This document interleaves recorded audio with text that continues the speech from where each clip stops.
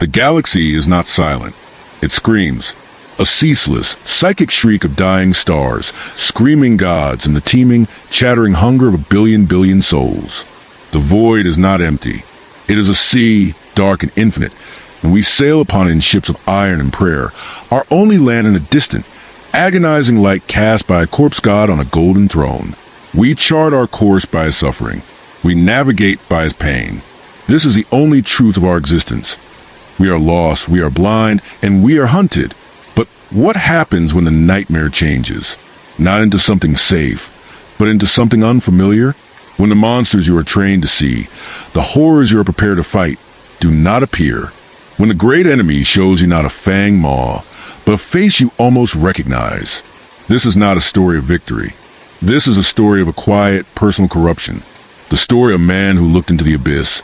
And for one merciful, damnable second, the abyss looked back with the eyes of a child. If you find yourself adrift in this tale, a single like is a beacon in the void, a signal that you are listening. Subscribing is like setting a new course, ensuring we navigate these dark waters together again.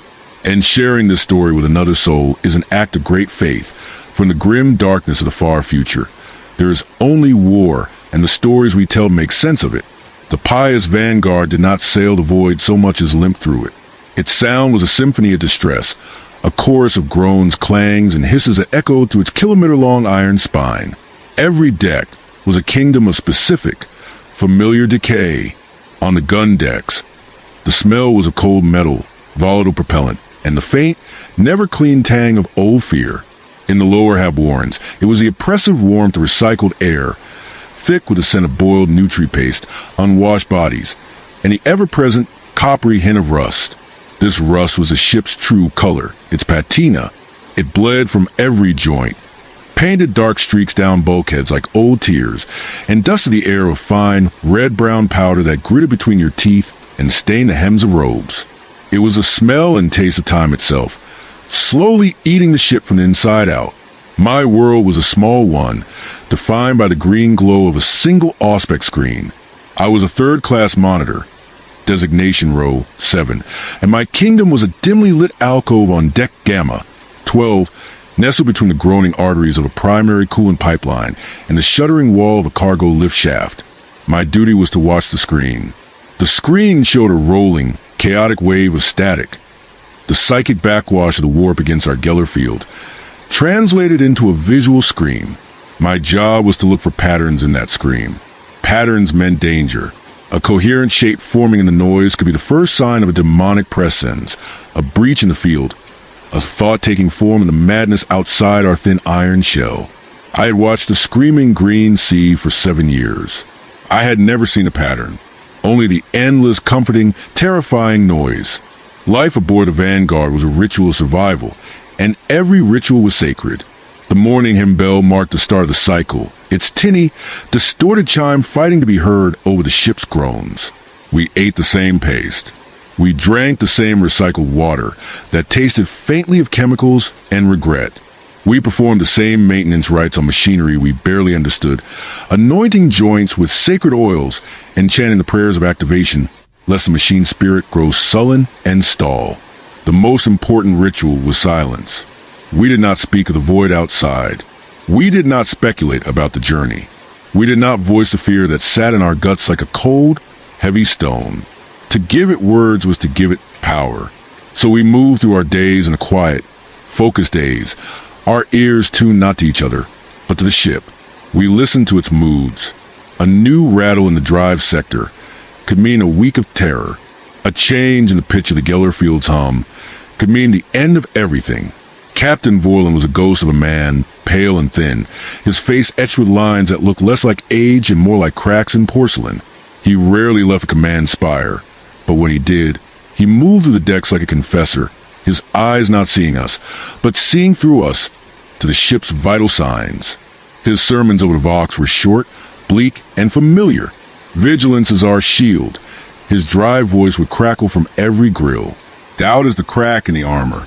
The enemy is without and within. Hold the line. He spoke of the enemy as a singular, terrible thing, a constant pressure waiting to flood in.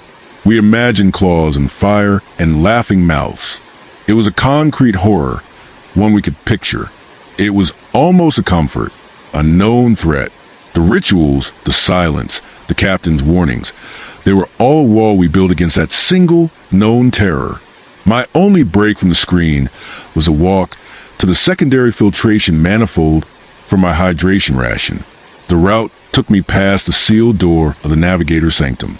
It was a blister of reinforced plasteel and black iron on the outer hull, covered in warding seals and purity scrolls that fluttered in the constant, artificial breeze. No one ever saw the Navigator.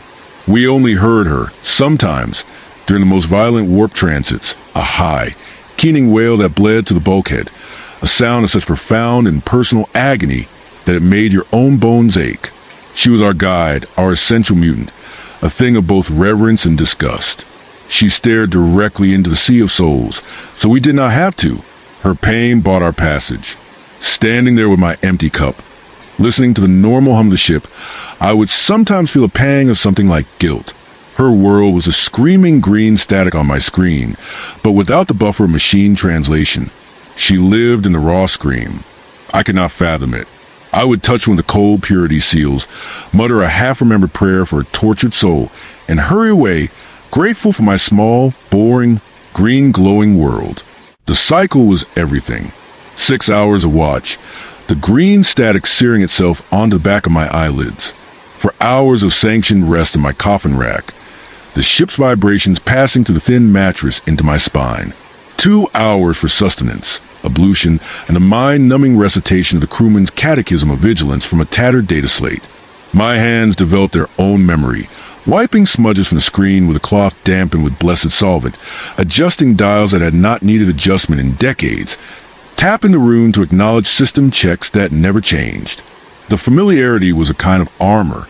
As long as the screams on the screen remained formless, as long the ship's groan held its usual cadence, as long the Gellerfield's hum was a steady, oppressive drone in the bones of the deck, then the universe was in order. The horror was at bay. We were surviving. It began with a silence, so subtle it was felt more than heard. I was halfway through my third watch of the cycle, my eyes tracing the familiar, chaotic dance of the auspex feed.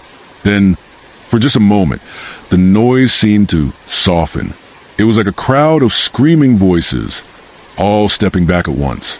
The shift was so slight, I dismissed it as a trick of my tired mind, a momentary lapse in focus. I blinked, rubbed my eyes, and took a sip of tepid water from the cup at my station. The static resumed its usual ferocity. I logged the event as a minor sensor ghost, a common enough occurrence caused by energy fluctuations from the plasma drives. But a seed of unease had been planted. My ritual had been interrupted. The armor had a hairline crack. Over the next several cycles, the ship itself seemed to grow quieter. The constant symphony of distress did not cease, but its notes changed. The sharp pang of metal stress from deck Theta became a duller thud. The incessant hiss of the steam vent near my alcove faded to a whisper. Even the omnipresent vibration in the deck plating seemed to dampen, as if the ship were gliding on something softer than the hard currents of the Immaterium. Crewmates I passed on my hydration walks moved with a strange, hesitant lightness. No one spoke of the change. To speak of it would be to acknowledge it. But I saw in their eyes a flicker of confusion, quickly buried under layers of trained discipline. We were all listening now, not just to the ship, but to the quiet growing around it. The final break in the ritual came from the captain. His usual Vox sermon failed to arrive at the designated hour. The ship-wide comms remained silent for a full 30 minutes, an eternity of dead air that was louder than any prayer. When his voice finally crackled through the grills, it was different. The dry certainty was gone, replaced by a strained, paper-thin calm. All crew maintain stations, he said. The transit proceeds. The Emperor protects. There was a long pause, filled only by the uncharacteristically soft hum of the ship. Then, as of an afterthought, he added, "Report any anomalies, no matter how minor, directly to the command spire." Vorlin out. The click of the Vox was final. The order was a fracture in our entire world. Anomalies were not reported. Anomalies were ignored, prayed over, or purged. To invite reports was to admit that the unknown was aboard, and that the captain did not have the measure of it. The cold stone of fear in my gut grew warmer, heavier. The quiet was no longer just an absence of noise. It was a presence, and it was listening back. Silence in the void is not peaceful. It is predatory. The familiar, terrible noise of the warp had been a blanket, smothering and awful, but it had defined the edges of our reality. Its absence did not bring calm. It created a vacuum, and into that vacuum rushed 1,000 internal terrors. The ship's new quiet was a lens, focusing every mind inward on a hammer of its own heartbeat, the rustle of its own grubby robes. At my station, the auspex screen continued to paint its waves of green noise, but even they seemed muted, less frantic, as if the storm beyond our hull had blown itself out and left behind a still, dead sea. This was impossible. The warp was never still. It was a raging ocean of thought and emotion. A calm patch was not a blessing. It was the eye of a hurricane, or the deceptive stillness of a deep, lightless trench where unnameable things waited. I fought to keep my focus on the screen, my eyes straining until they watered. The ritual was my only anchor. Wipe the screen, check the rune series, log the nominal reading.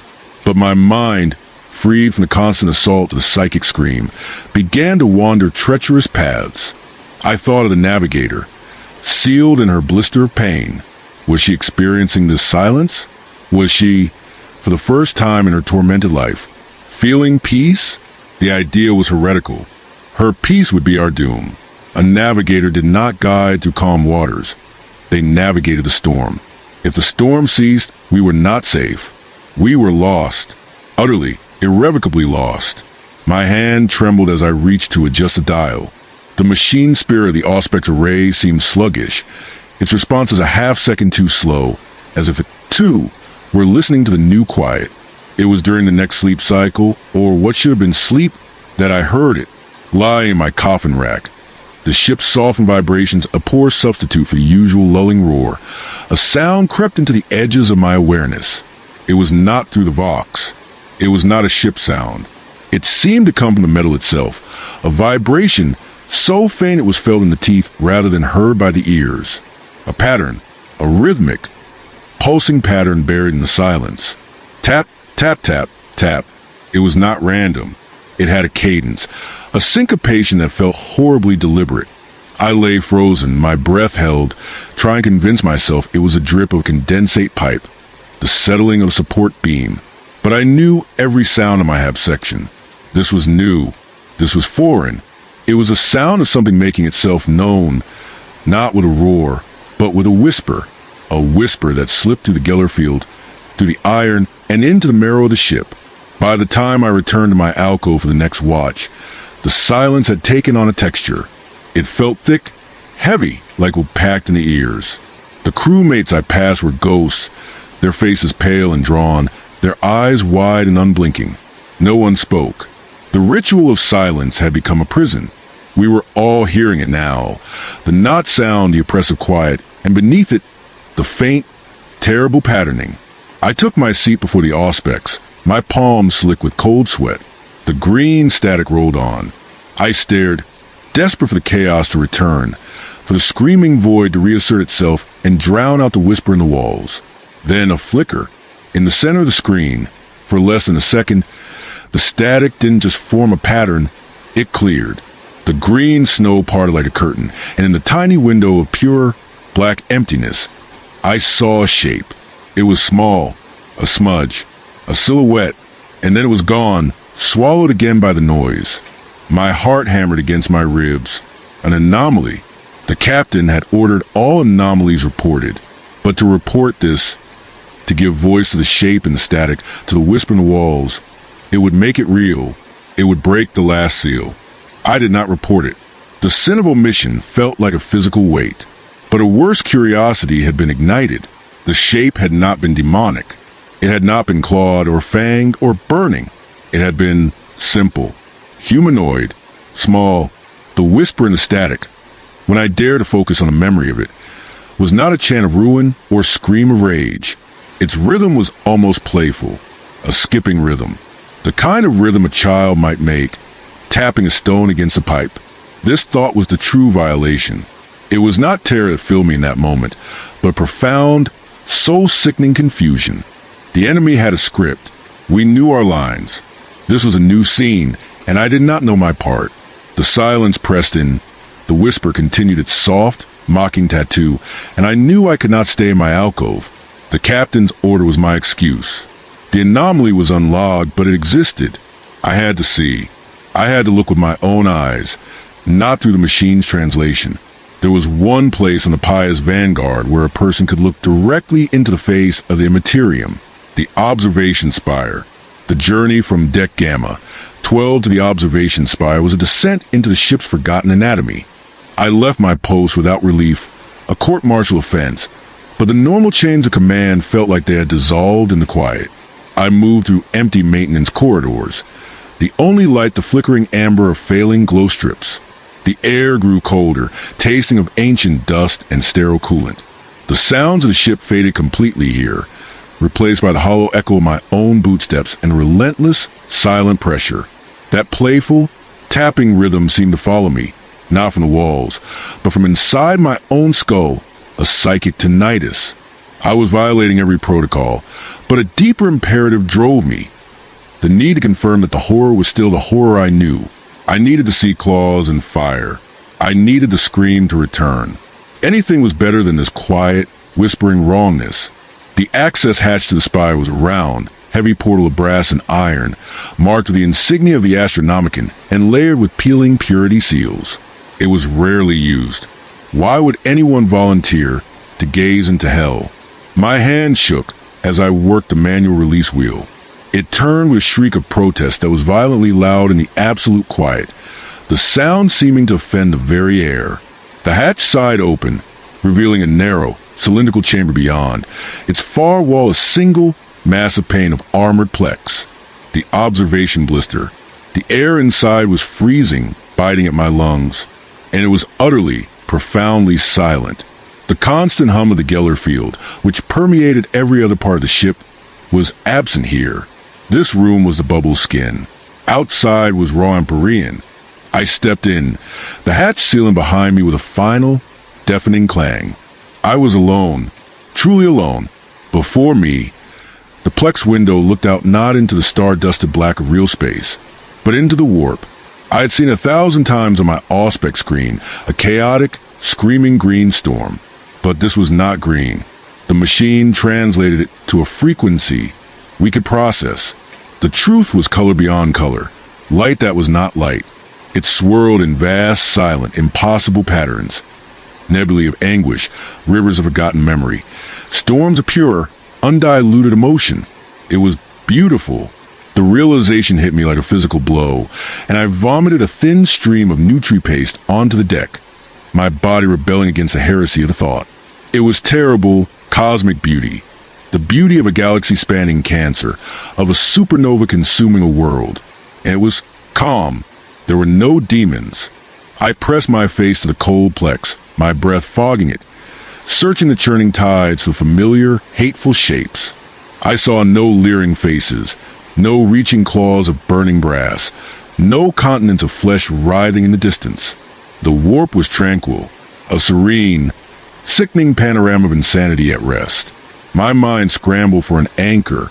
This was the Emperor's grace. A miracle, a safe passage. But the captain's strained voice and the whispering static denied it. This was not safety. This was the prelude. This was a trap. I was about to turn away, my faith in tatters, when I saw the first ripple. A patch of the swirling, silent energies near the bubble of our Geller field solidified. It didn't form a monster. It formed a shape. A small, bipedal silhouette. Then another, and another. They were like shadows cast by no light. Figures sketched in the nothing stuff of the Immaterium. They darted and swirled just beyond the field's influence. Their movements not predatory, but playful. They were chasing each other. They were playing. One of the shapes broke from the others. It drifted closer, a dark smudge against a riot of non-color. It stopped just outside the field boundary, a place where reality met unreality. It turned. It faced the ship. It faced me. I could make out no features, only the humanoid outline of a small, slender form. It raised one hand. Slowly, deliberately, it pressed its palm not against the energy of the Geller field, but against the idea of the barrier, the conceptual plane that separated its world from mine. And then, in the silent, color-blasted expanse, where sound was a memory, I heard it, not in my ears, in my mind. A single, clear, giggling laugh. It was the sound of a child. The shape beyond the plex cocked its head, and it smiled. I saw no mouth, but I felt the smile. It was a smile of innocent, curious recognition. It was the most horrifying thing I had ever witnessed. I stumbled back from the window, my back hitting the cold iron of the sealed hatch. The report to the captain was no longer a choice. It was a death sentence. But I had to speak. I had to tell someone that the monsters were gone, and that something infinitely worse had taken their place. The journey back from the Spire was a waking fugue. The familiar corridors of the Pious Vanguard felt like a painted backdrop, a cheap theater set for a play that had suddenly, violently changed genres. The silence was no longer just an absence of noise. It was a patient, observing presence. I could feel it watching me shuffle back towards the command decks, my boots scuffing on the grillwork, my breathing loud and ragged in the cavernous stillness. The memory of that smile was not an image in my mind. It was a brand on my soul, cold and precise. I had looked into the realm of our eternal enemy and seen not corruption, but innocence. The contradiction was a cognitive poison. My training screamed that it was a trick, the most insidious of demonic deceptions. But my gut, the raw animal core of me, whispered a more terrifying truth. The laughter had held no malice. It held curiosity. And in the economy of the warp, that was an impossible currency. Reaching the command spire bulkhead was like swimming upwards through thick oil. The two custodian guards stationed there, not true Adeptus custodes, but ship security in polished, ceremonial armor, were statues. Their faces, visible beneath the raised helms, were gray with a strained, uncomprehending fear. They barred my way with crackling power mauls, but the act was rote, devoid of the usual harsh certainty. Monitor Rho-7, your station is Gamma 12, the one on the left intoned, his voice flat. I bear an anomaly report, for the captain's ears. As per his order, I said, the words tasting of ash. They looked at each other. The silence stretched. Reporting an anomaly had become an unthinkable act. To do so was to make the quiet official. Finally, the guard on the right gave a barely perceptible nod. The bulkhead door hissed open, revealing the dim, incense-heavy air of the command deck. Captain Vorlin stood not at his tactical pulpit, but before the great Oculus viewport, his back to me. The viewport, like my observation spire, showed the silent, color-drenched madness of the calm warp. He was silhouetted against his impossible hues, a stark black cutout of a man. The command crew at their stations below him worked in frantic, hushed panic, their actions meaningless. The Navigator's vital signs rune on the main display was a frantic, spiking pulse of amber, but the warp drive telemetry showed nothing. No turbulence, no currents. We were adrift on a dead, flat sea. Captain, I said, my voice a dry croak. He did not turn.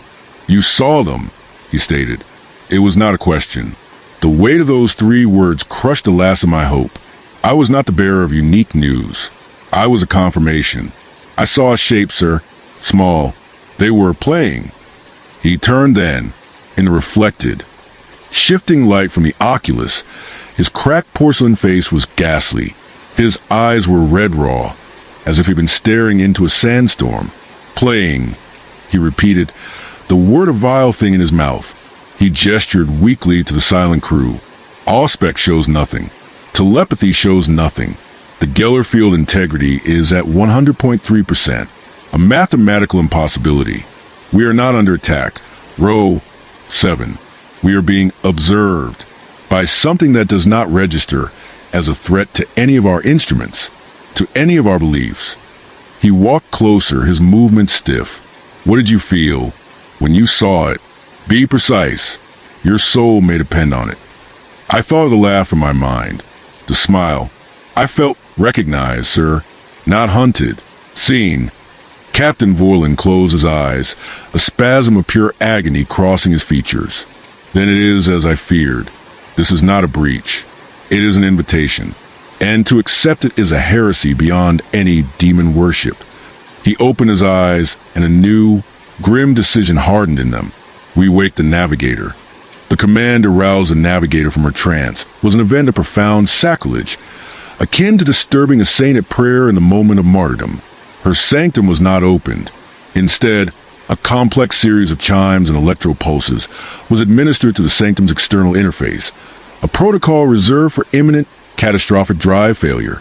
The keening wail that had sometimes bled through her door was the sound of her working. Her silence now was 1,000 times more awful. For 10 long minutes, the command deck waited, the only sound the hyperventilation of a junior communications officer. Then, the main Vox grill crackled to life. The sound that emerged was not a scream of pain. It was a wet, ragged gasp, the sound of a drowning woman breaking the surface, only to find the air is also water. Who dares? The voice was ancient, frayed at the edges, layered with the echoes of 1,000 other voices.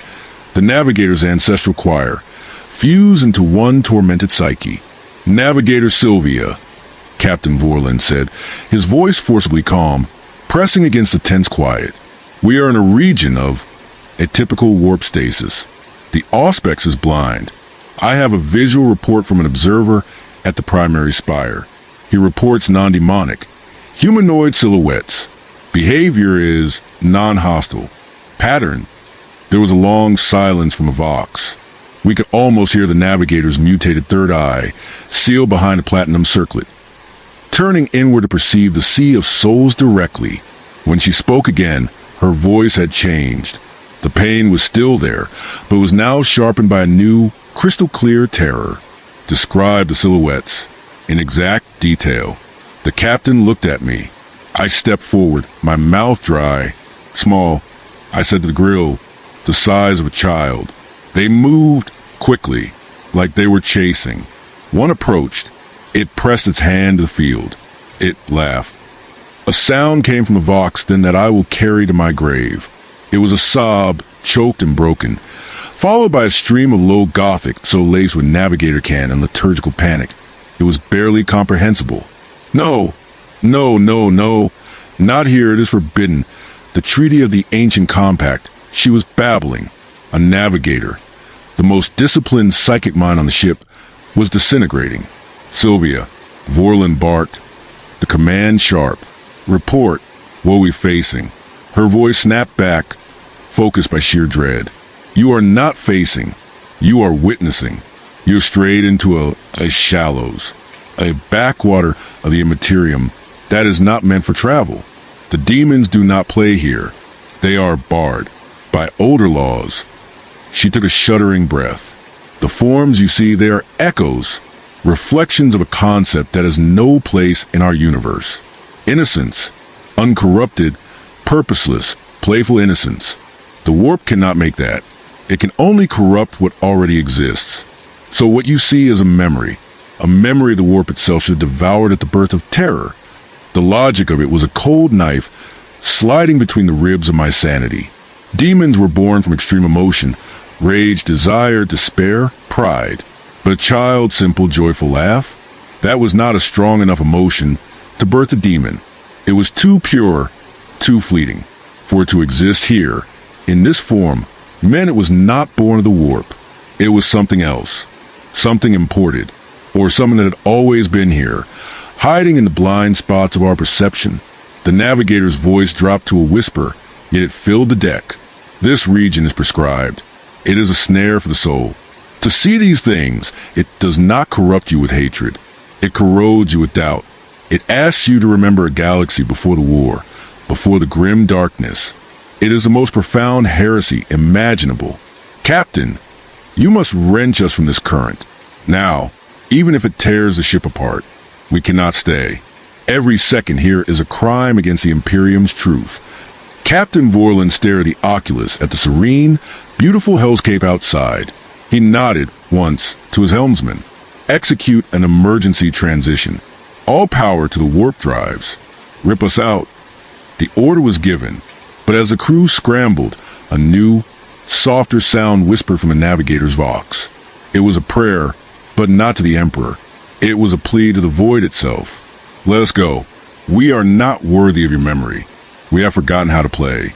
And outside the Oculus, as the drives began their deafening reality-rending whine, I saw them one last time. The small, dark shapes had gathered. They were not pressing against the field. They were waving. A gentle goodbye wave. And then the Pious Vanguard screamed in agony, and reality returned with a sound of shearing metal and the sudden, blessed, terrifying roar of the normal demon-infested warp. Real space was a physical blow. The Pious Vanguard vomited itself in the Immaterium not with grace, but with a final, convulsive spasm that shook the ship to its atomic rivets. The scream of the Gellerfield cycling down was drowned by a deeper, more fundamental sound, the return of noise, the groan of tortured metal, the hiss of ruptured steam lines, the klaxons of a dozen critical damage alerts, the shouts of crewmen across the Vox. It was a cacophony of mundane disaster, and it was the most beautiful, most reassuring sound I had ever heard. We were back in a universe that made sense. A universe where things broke loudly, where danger was quantifiable, where the horror had fangs and fire and a name you could curse. I collapsed in my abandoned auspex station, the screen now showing the clean, black void dotted with the steady, silent pinpricks of real stars. I wept with relief. The silence was gone. The whisper was gone. We had escaped. The feeling lasted precisely until the first damage control teams began to report. The physical toll was severe. Conduit ruptures on 3 decks, a plasma relay burnout, minor hull fractures from the violent translation, but it was all reparable. The real damage was not in the metal. It was in the crew. Medici teams moving to the lower decks reported clusters of crewmen found catatonic in corners, staring at walls, their hands moving in slow, repetitive motions as if tapping on invisible pipes. Others were gripped by a febrile, whispering hysteria, speaking of the quiet place and the laughing shadows to anyone who would listen. They were not possessed. They showed no signs of mutation or chaotic taint. They were simply broken. A fundamental gear in their minds had been stripped. They had seen the impossible, and their understanding of reality had cracked under the weight of it. They were casualties of a war they didn't know how to fight. Captain Vorlin imposed an immediate Vox silence and a ship-wide lockdown. All crew were confined to their sections. The stories were to cease. The official log would state we had encountered a severe, atypical warp storm that induced mass hallucinogenic psychosis due to Gellerfield harmonic interference. It was a clean, clinical, believable lie. The afflicted were to be sedated and placed in isolation until they could be transferred to a proper Adeptus facility for evaluation and treatment. We all knew what that meant. There would be no treatment, only purging, or a lifetime spent as a drooling servitor. The captain's orders were delivered in a voice of iron, but his eyes, when they briefly met mine across the command deck, were those of a man standing on the edge of a bottomless pit. He had seen it too. He had heard the Navigator's terror. He knew the lie he was weaving was not to protect the ship, but to protect the Imperium itself from an idea. It was in this atmosphere of hushed, institutionalized panic that I was summoned, not to the command deck, but to the antechamber of the Navigator's sanctum. 2 hulking servitors, their faces blank metal masks, escorted me in silence. The antechamber was a small, vault-like room of polished stone, lit by a single glow globe. The air was thick with the smell of incense and a sharper medicinal scent. A small, grated speaker was set into the wall next to her sealed door. I stood alone, waiting, the memory of her sobbing prayer echoing in my mind. When her voice came, it was not to the speaker, but directly into my thoughts, a psychic whisper that fell at a fingernail tracing the inside of my skull. You are the one who looked. It was not a question. Yes, I whispered aloud, my voice absurdly loud in the stone room. You felt the recognition. I did. A wave of psychic anguish, so potent it made my nose bleed, washed over me. Then you are already dying. Not your body, your faith. The demon is a wolf at the door. You know the wolf. You have a gun, a knife, a barricade. What you saw was a ghost of a summer day from a life you never lived. How do you fight a memory of sunlight? Her mental voice was fractured, slipping between first person and a collective we. as if her ancestors were all speaking through her. That region, it is a tomb for a dead concept. Some say the Emperor, in his ancient wisdom, walled such places off, not to protect us from monsters, but to protect the monsters from us, from our contamination. Our despair is so total, our galaxy so drenched in blood, that even a reflection of purity becomes a toxic, destabilizing agent. To see it is to be poisoned by hope. I leaned against the cold stone, dizziness washing over me. What were they? Truly, rumor, legend, a psalm of the void coyote, a heretical fringe cult among my kind. Her thoughts were laced with self-loathing for even recounting it. They speak of fragments, echoes of the Emperor's own lost humanity, splintered in his ascent to the golden throne, that his compassion, his joy, his capacity for a simple love, these things could not be housed in a living god of war, that they were shed like a snakeskin and fell into the warp, not as demons, but as reflections, unknowing, untethered, eternal children playing in the basement of creation, unaware of the war above. She paused, the psychic pressure spiking with terror. It is blasphemy. It must be, but it is the only framework that fits what we witnessed. A demon would have attacked. A Xenos predator would have stalked. These things they only observed. They remembered, and in remembering, they asked us to remember too. That is their crime. That is why this place is illegal. The truth of it settled into me, cold and heavy. The horror was not an invasion. It was a reflection, a mirror held up to our species, showing us not the monsters we fought, but the thing we had lost so completely we could no longer even perceive its absence. The Navigator's final thought was a spike of pure, professional dread. The report will be falsified. You will be silent. But know this, auspex man, the memory is in you now. It will not scream. It will not rage. It will simply compare.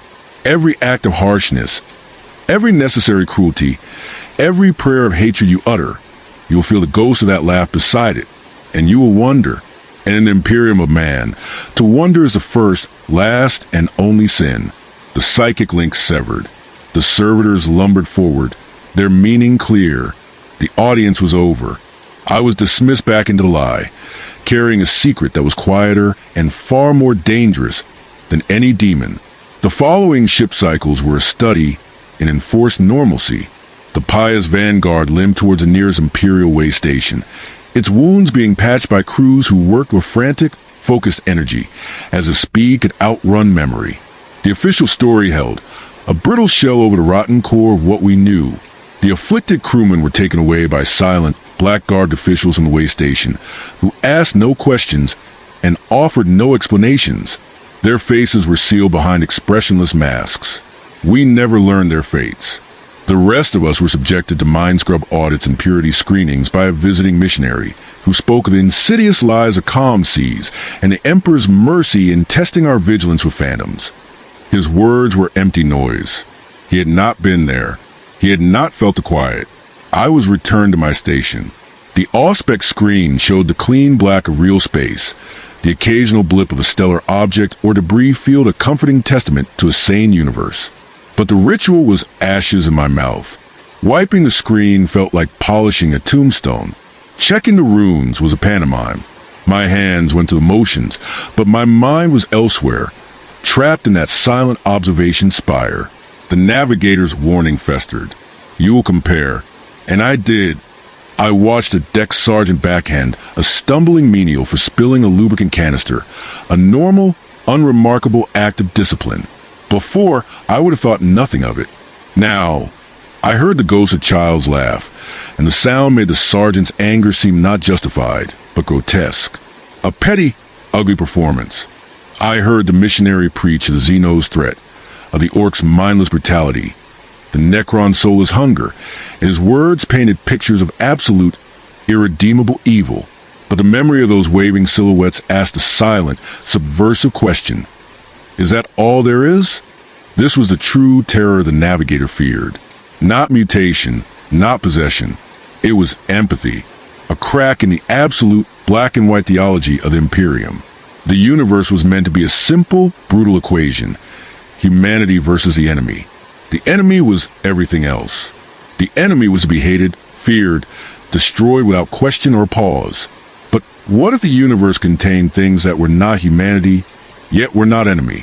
What if there were fragments, echoes, reflections that held no malice, only a forgotten innocence? To acknowledge that possibility was to unravel the very fabric of the Imperial truth. It made the endless war not a sacred crusade for survival, but a tragic, perhaps unnecessary slaughter. This thought was more dangerous than any demon. A demon could be banished with faith and fire. This doubt was a seed planted in the soul, and it grew in the dark, watered by every act of sanctioned cruelty. I found myself avoiding the eyes of my crewmates. Did they see it too? The new hollowness in the deck sergeant's bluster? The faint tremor in the missionary's hand as he made the sign of the Aquila? We were all ghosts now, haunting a ship that was once our home. We performed the rituals, but the faith behind them had leaked out into the void, replaced by a chilling, silent understanding. We had touched something the Imperium had declared impossible, and in doing so, we had become living contradictions. We were loyal subjects who carried a heresy in our hearts, not chaos, but quiet, unbearable pity. For ourselves, for the galaxy, for the thing we saw that we were never meant to see. The final confirmation of our damnation came not from within, but from without. As we prepared for the next scheduled warp jump, the Navigator's sanctum remained sealed. A new directive came from the captain, his voice now permanently stripped of all effect, a dead thing reciting a dead order. Navigator Sylvia has taken a vow of perpetual, silent contemplation for the remainder of this voyage. All navigational functions have been preset and automated. There will be no further communication. We all knew what it meant. She had looked too deeply. Her mind, trained to navigate the storms of hell, had been shattered by a moment of peace. She was sealing herself away, not from demons, but from the contaminating memory of a backwater where the war had never reached. Her terror was complete. She was entombing herself to protect the little that was left of her sanity. And as the Pious Vanguard plunged once more into screaming, familiar chaos of the warp, I realized we were all in our own silent tombs, carrying a light so forbidden it could only be hidden in the deepest dark. The galaxy did not care about our quiet epiphany. The war continued, vast and deafening. The Pious Vanguard completed its circuit, disgorged its cargo of mineral slugs and sealed crates at a forge world orbiting a dying star, and took on new manifests for another run. The machine of existence ground on, its gears lubricated with ignorance and blood. I remained at my post. I wiped my screen. I logged the nominal readings. I ate the paste. I drank the metallic water. I breathed the recycled air. I was, to all external observers, Monitor Rho-7, a functioning, unremarkable component of the Imperial machine. But I was a component with a fracture, a hairline crack running through my core that no purity seal could mend. The memory was not a vivid picture. It was a stain on my perception, a filter through which I now saw the universe. The Imperium's grandeur now seemed like a desperate, gilded scream over an abyss of silence. Its certainty felt brittle. Its hatred felt like a performance we were all putting on, too afraid to stop, because we had forgotten our lines for any other play. The change manifested in small, internal defiances. During the daily recitation of the crewman's catechism, when the slate demanded I repeat, "I shall hate the mutant, the alien, and the heretic, for they are the foes of mankind," my lips would form the words, but my mind would whisper, "But what of the child-shaped echo? What category of foe is that?" When the missionary preached of the Emperor's eternal, loving sacrifice on the golden throne, a sacrifice that demanded our own in return, I would feel a pang of a new heretical emotion, not doubt in his power, but a terrible, aching pity for him. If the Navigator's rumor was a phantom of truth, what had he shed to become our protector? What forgotten joys had been scoured from his being to make room for the endless, grim duty? The prayers began to taste like ashes. They were songs for a universe of unending war, and I had glimpsed, however falsely, a universe that held still, quiet pockets of something else. I began to dream, not of demons, but of the Observation Spire. In the dreams, the plex window was not there. There was no barrier. The silent, color-blown expanse of that calm warp region flowed into the chamber, cool and scentless. The small, dark silhouettes would enter, not as invaders, but as shy visitors. They had no faces, but their presence was gentle. They would simply stand or sit on the deck, their heads tilted, as if listening to a song I could not hear. There was no communication, no laughter, just a shared, quiet existence. I would wake from these dreams not screaming, but weeping, a deep, sorrowful ache in my chest for a home I had never known. The dreams were not nightmares. They were mornings, and that was the deepest corruption of all, to mourn the loss of something that, by Imperial doctrine, had never existed and should never be missed. The final anchor of my old self slipped away during a routine stop at a frontier outpost. A shipment of live ordnance was being loaded, a euphemism for penal legion troops, men and women condemned to die for the Emperor in the most violent way possible. I watched from a gantry as they were herded into the forward cargo holds, chained together, their faces hollow, their eyes dead long before their bodies would be. They were criminals, rebels, failures. Their deaths would serve the Imperium. This was right. This was just. This was necessary. An enforcer, a hulking brute in carapace armor, kicked a stumbling prisoner who had fallen. The prisoner didn't cry out. He just curled tighter. And in that moment, the memory of the warp child's hand pressing against the Geller field superimposed itself over the scene. The gentle, curious press. The innocent recognition. The contrast was so violently jarring it felt like my skull would split. The sanctioned brutality of my world was not strength. It was a disease. A screaming, contagious disease of the soul. And we had been infected for so long, we believed the screams were a hymn. I did not become a rebel. I did not plot mutiny. I did not whisper my heresy to a single soul. The conditioning was too deep, the fear too real. Instead, I hollowed out. I became a perfect, silent vessel for the contradiction. I performed my duties with flawless, mechanical precision. I was the ideal, unthinking servant, because to think was to wander into the memory of the quiet place, and to feel that yawning, homesick grief for a galaxy that could have been. The horror of the 41st millennium is not that the monsters are real. It is that the monsters have convinced everyone, themselves included, that monsters are all that can ever be real. They have erased the very concept of alternatives, of peace, of innocence, from the ledger of possibility. To remember it, even as a phantom in a warp, is to become a ghost in your own life. You haunt the routines, you echo the prayers, but the meaning is bled out. The Pious Vanguard sails on. I am at my station. The auspex screen glows green, showing the beautiful, terrible storm of the normal warp. I watch for patterns. I know what patterns to look for now. Claws, fangs, fire. I will never see the children again. That place is lost, perhaps purged, perhaps just hidden once more in the infinite, shifting depths. My report, like all the others, was scrubbed. The event never officially happened, but it happened to me. The mark is not on my skin or in my genes. It is on my soul. A tiny, silent, unmoving point of stillness in the center of the screen.